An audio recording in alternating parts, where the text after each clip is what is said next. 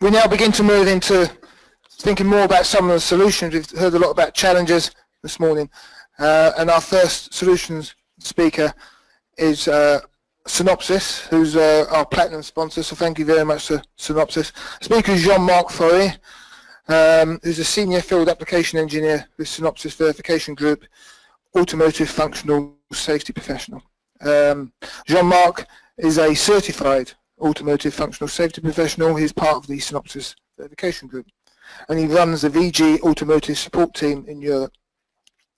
The title of his talk is Automotive Safety and Security in the Verification Continuum Context. Thank you, Mike.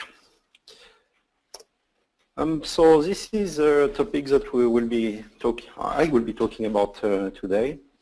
And let's start with, let's say, an overview and a context introduction.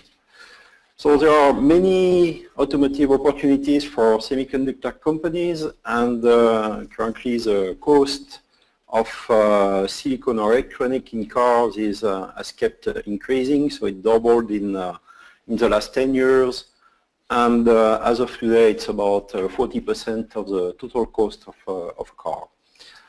What is driving the increase in electronic content in automotive are, well, first it comes from Tier 1 and OEM, but also from regulators and customers, of course. And there are three main aspects here which are listed. So first one is regarding powertrain with electrical vehicles and hybrid vehicles, and a number of regulations. Well, I'm sure you have heard about them, regarding lowering, for example, particle emissions, increasing fuel efficiency, etc.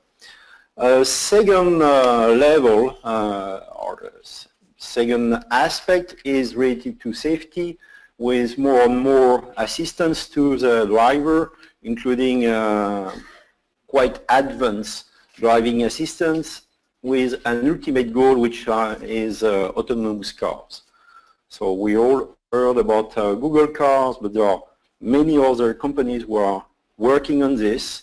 And the third aspect, which is more related to customers or consumers or us, I would say, is that what we are looking for now, and specifically once we have an autonomous car, is to have more and more comfort. So it's more like when we go into our car, it's like going into our living room with all sorts of entertainment systems and keeping us away, I would say, from the road, and maybe specifically some class of passengers. And of course, we want safe, secure cars, and those cars, in order to make them safer, they will also be connected. Like connected to the infrastructure, for example, to get traffic information, etc. So the ISO 26262 for automotive is really a fundamental aspect, and those different things are currently influencing and driving what the automotive semiconductor companies have to do. They have to develop, first of all, a number of different system on chip, and with vision, radar, gateways, vehicle, controlling the dynamic of the vehicle, acceleration, brake system, etc.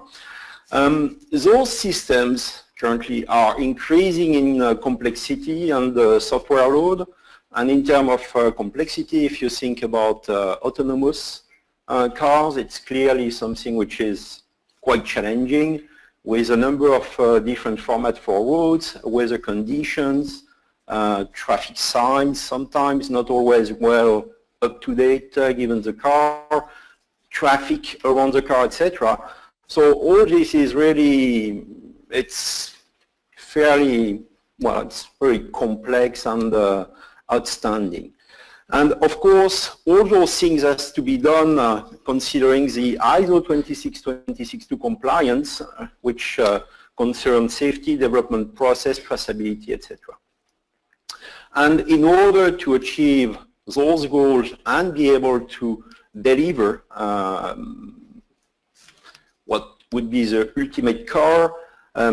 Silicon automotive semiconductor companies have to work in conjunction and currently have quite tight collaboration with tier 1's OEM in order to deliver those different pieces that will go into the car.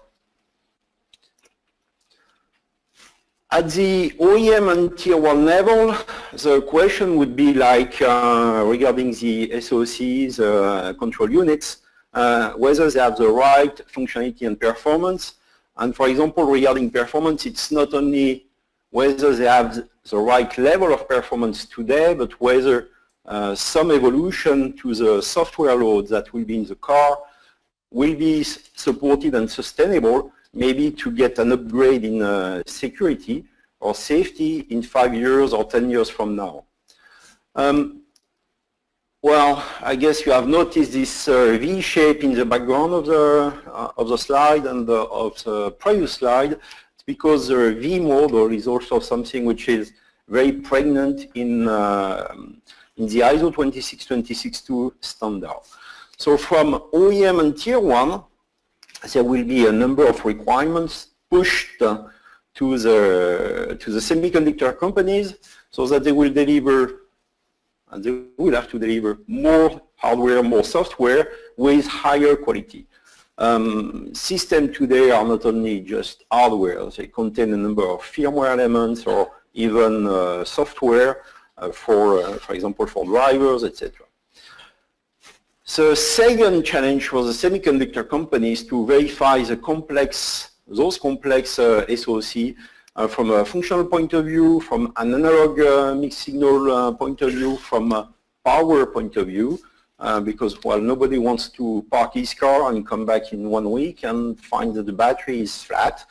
Of course, deliver those ISO 26262 compliance, which means that if the chip breaks or if there is a defect at some point, maybe even a transient defect like an ECU, then the behavior of the system will still be acceptable. And then there will be a challenge with, due to the increased complexity, in creation of the electronic control units, hardware and software content. Those ECU being, I would say, the brain of what ISO 26262 and the automotive companies are calling a system. A system being sensor, ECU, and actuator.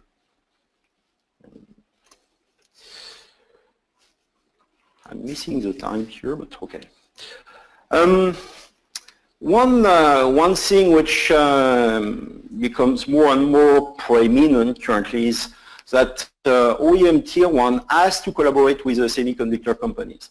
So it's not only that they would create a specification, push it to a semiconductor company that will implement it and return the chip.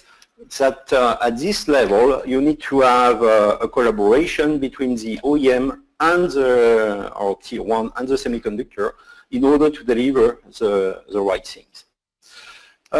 Another aspect is to start software development earlier and validate using RTL. So currently it's not anymore possible just to wait for silicon to be ready before starting software development. Then the need to use unified verification technologies, and of course, because it's also competition, even if it's friendly competition, you want to be the first one in order to deliver your chip with the adequate level of quality. And of course, all this, and this is again a very important aspect of the ISO 26262, all this has to be done in the context of the standard regarding traceability, fault injection, both for systematic and random failure, and documentation of all those aspects, because currently there are liability linked to those elements. And develop and test system and ECU software Currently, this has to be done in a virtual environment because this step could happen maybe 2 years or 3 years before the hardware is really available. So in order to do that, and if you, well, we have mapped those different elements to Synopsys softwares, we have a number of very interesting tools in all those areas. So it starts with Platform Architect, which is really about defining, exploring what is the right architecture for the software and the platform. It will also provide some split about what could be in hardware, what should be in software. If you go down, and here you have a first loop with collaboration with a semiconductor company, you would go to virtualizer, ZBoo, HAPS in order to test, for example, the software. So virtualizer, as its name indicates, is before any hardware representation is available. Then ZBoo and HAPS is once you have an RTL which is available. Then we have the hardware verification platform. I will say a few more words later about it. ISO 26262 compliance with Certitude, Zoix, and Verity. So Certitude is for systematic fault injection and making sure that indeed your verification is as good as you wish it is. And then on the second part, so more on the validation part, you have Sabre and Virtualizer. So Sabre is a mechatronic simulator. It's a simulator which is able to handle mechanical aspect, pneumatic, analog design, and digital design, including with currently with some software. So this is very interesting. For example, whenever you have a system which is quite complex with say mechanical aspects, for example, and Virtualizer VDK, which is used to develop and do a first level of verification for the software which will go on the ECUs. Now let's go a little bit more in depth on the verification aspects. So this is probably one of the most famous pictures from the ISO 26262. I'm sure everybody who is involved in automotive has seen it. And you can see here in the background different V shapes, meaning verification and validation at multiple levels. So now if we start mapping tools from Synopsys, then we can help you at multiple levels. First one would be at the system level, as I mentioned, for example, with Virtualizer.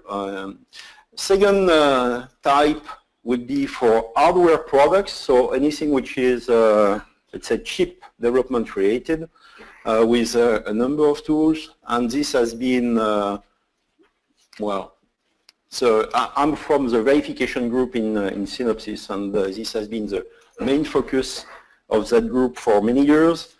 At software level, again, with a number of tools.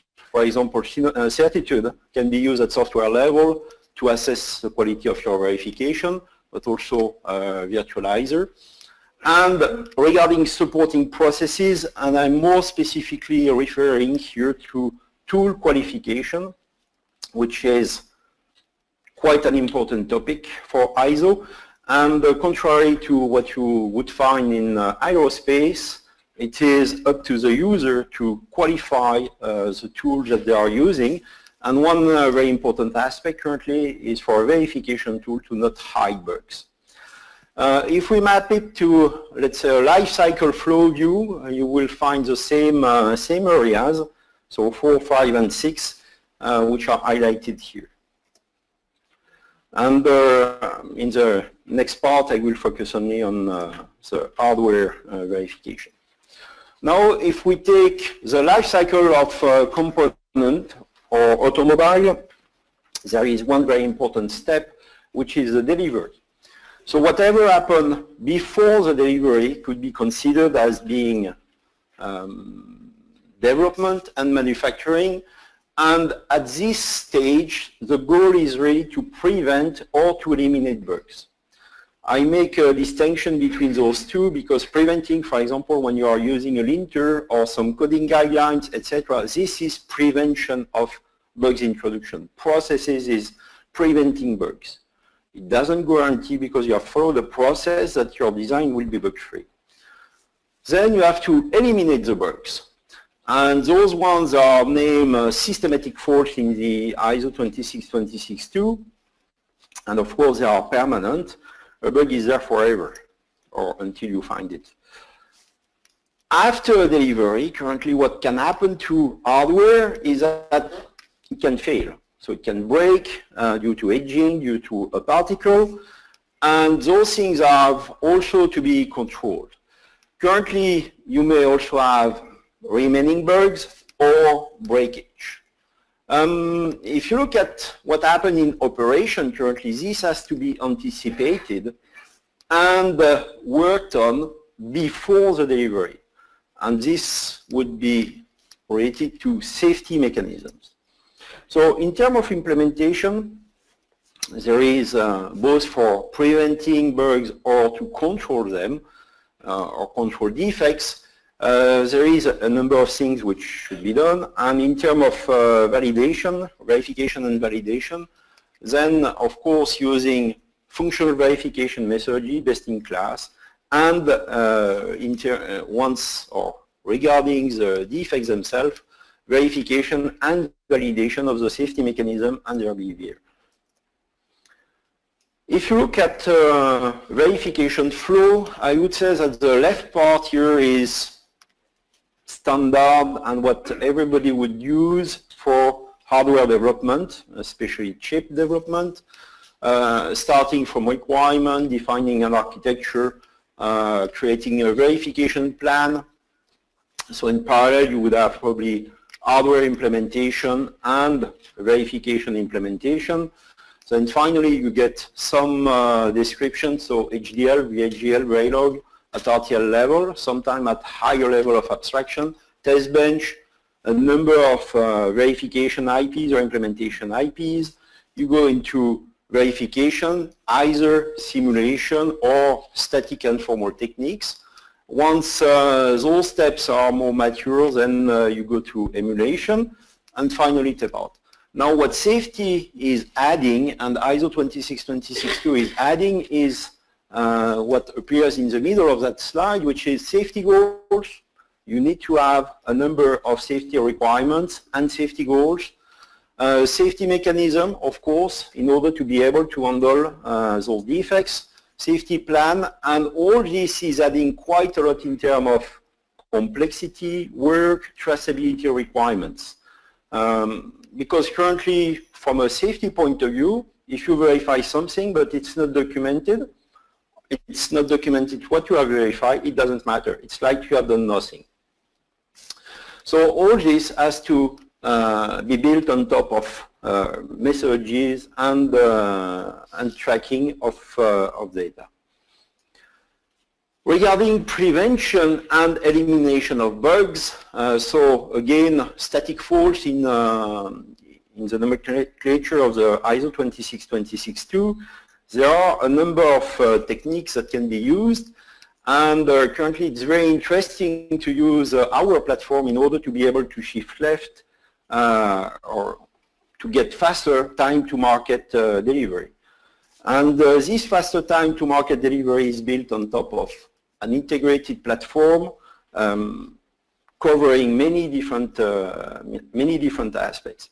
And of course, you have to use a number of technologies in order to ensure the highest possible functional verification quality. Early software bring-up enables faster and more complete verification. Again, with today's chip, you get such an amount of software or firmware inside them that you have to do those type of verification, otherwise your hardware verification may be very powerful. and verification quality analysis to provide objective measure of functional verification effectiveness. So regarding systematic faults, we have Certitude, and this is a tool which is very general and apply at multiple levels. Again, it applies at software, but also for hardware description, and the idea is pretty simple, but yet very powerful. It's, okay, let's consider a design, and let's break it. If your verification environment is able to notice a breakage, that's good. If it doesn't, you know that you have an issue. And the verification environment currently for hardware description can be either dynamic, for example with VCSMX, or property checking tool with VC-Formal. One thing which is extremely interesting with Certitude is that it's possible to merge the result of those different verifications, and it's possible to do that in a way which is meaningful because we are using the same measuring element, which is we introduce a bug in your design, and we can introduce the same bug both for dynamic and static, and we know that we are measuring the same thing. Now regarding controlling defects, then of course there is a number of things that you have to consider, and this is again well, another part of ISO with AZ level, which combine exposure, severity of failure, and controllability by the driver to define what level you must reach and be able to handle with a safety mechanism.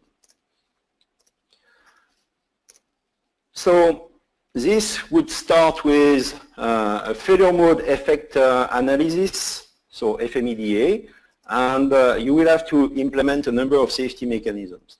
So here there are a few examples of safety mechanism. Dual core lockstep, typically used for CPUs, ECC memory protection, which is adding some sort of redundancy in memory data in order to be able to detect wrong values. It can be software test libraries, which is again typical of CPUs, or custom safety mechanism, for example, a watchdog or another type of protection is a safety mechanism. If you are doing, let's say, fault simulation for functional safety, without the safety mechanism, you would stop at this level. So introduce some fault and check whether that fault propagates. With a safety mechanism, now the effect of the fault will propagate to the safety mechanism, and it's up to the safety mechanism to report whether that fault is detected or not. And this is adding quite a lot in terms of verification, because the safety mechanism is part of the design, but it's also a verification element. So it has a dual nature, and of course, being part of the design, it is also limited in power. You cannot use formal techniques within it. So this one is more related to documentation, but it's a very important step, is what is called FMEDA. And currently there is multiple steps here, and one of them is a fault injection technique in it. This is a big slide, quite busy. I will not enter into details of this slide, but this gives you an idea of all the things that have to be done for safety. Currently, regarding simulation of faults, one of the problems is the time it takes in order to be able to run all those faults. Because if you take a chip which is, let's say, 1 million gates, you may be ending up with 6 million faults, and that's quite huge. We have a tool named Zoix, which is extremely good and very well performing in order to speed up those faults with this fault simulation using functional vectors. It's been around since more than 10 years now, and was acquired by Synopsys last year. And here are different testimonial or certification that we have got. So in summary, the complexity of the system, or systemic complexity in the automotive electronic keeps growing and will continue to grow with autonomous cars. And fault injection for random failure is a key element. And full solution must support concurrent and distributed simulation, and we are a very significant player in that area. Thank you very much. Thank you. Okay. Thanks for the acceleration at the end as well. Thanks, John. Have we ever got any questions? We've got time for questions, Jean-Marc. Thanks, John. That's a good presentation. So one question with the fault injection. So have you got any plans in place for applying this mechanism to the mixed signal designs where you have analog components, sort of like ADCs or DACs? So for mixed signal design, we are already able to inject faults in the digital part, and many of the bugs currently are located at the interface between analog and digital. Depending on how the analog part is represented, it's also possible to use the X currently to do that. So if you have, let's say, an RTL or behavioral model of your analog part in Verilog, then it's possible to use the X. Thank you. And again, thank you for the talk and thanks for the sponsorship for Synopsys as well. Maybe just one additional element. With Certitude, you can also inject defects in analog models, again, if they are, for example, in System C or Verilog, or System Verilog. Thank you. Thanks. Okay.